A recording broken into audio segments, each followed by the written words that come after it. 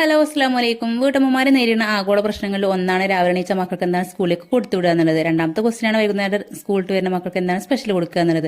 അപ്പൊ എന്റെ രണ്ടാമത്തെ ക്വസ്റ്റിന്റെ ആൻസർ ആയിട്ട് ഒന്ന് കാണിക്കുന്നത്, തേങ്ങടാൻ ആൾ വന്നപ്പോൾ അയാളോട് പറഞ്ഞിട്ട് കുറച്ച് കരിക്കും കൂടി വെട്ടിടിപ്പിച്ചിട്ടുണ്ടായിരുന്നു. അതിന് 2-3 കരിക്ക് അതുപോലെ അങ്ങനെ വെട്ടിയെടുത്തിട്ടുണ്ട് കേട്ടോ. അത് ഒന്നിന്റെ വെള്ളം മുഴുവനായിട്ട് നമ്മൾ ഈ നായ്ക്കുട്ടി അകത്താക്കി. നല്ല ടേസ്റ്റ് ഉണ്ട് വെള്ളം എന്നുള്ള മുഖത്തെ എക്സ്പ്രഷൻ കണ്ടാൽ തന്നെ മനസ്സിലാവില്ലേ. നല്ല തരിപ്പും നല്ല തണുപ്പും നല്ല മധുരമുള്ള വെള്ളമാണ് കേട്ടോ. അപ്പൊ ഞാൻ അതിന്റെ കരിക്കൊക്കെ ഇങ്ങനെ ചുരണ്ടിട്ട് പാത്രത്തിൽ മാറ്റിയിട്ടുണ്ട്. വെള്ളം വേറൊരു കപ്പിലേക്ക് ഒഴിച്ചിട്ടുണ്ട് കേട്ടോ. ഇനി നമുക്ക് അടിപൊളി ഒരു ജ്യൂസ് തയ്യാറാക്കിയിട്ട് അതിനോട്ട് മിക്സർ ജാർ എടുത്തിട്ടുണ്ട്. അതിലേക്ക് എടുത്ത് വെച്ച കരിക്ക് മുഴുവനായിട്ട് ഇട്ട് കൊടുക്കുന്നുണ്ട്.